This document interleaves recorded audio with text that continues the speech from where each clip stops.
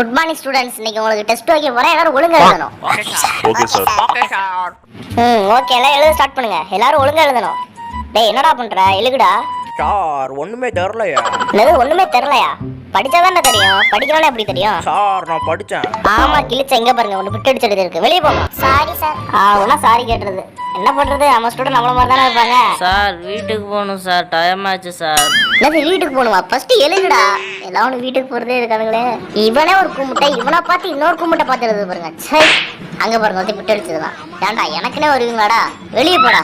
ஆக மொத்தத்துல ஒருத்தரும் ஒழுங்கா படிக்கல. சார் இந்தாங்க சார் பேப்பர். என்னது டாக்கு ஹைப்பாவா? ஃபர்ஸ்ட் தப்பு. என்னது மானுக்கு கேட்டா? மானுக்கு இங்கிலீஷ்ல என்னது? எனக்கே தெரியாது, உங்களுக்கு தெரிஞ்சா கவுண்ட் பண்ணிடுறேன். சூப்பர் மார்க்மா, எப்படியே போனா பாஸ் பண்ணிடலாம். ஓ ஐயோ சார் இந்தாங்க சார் என் பேப்பர்.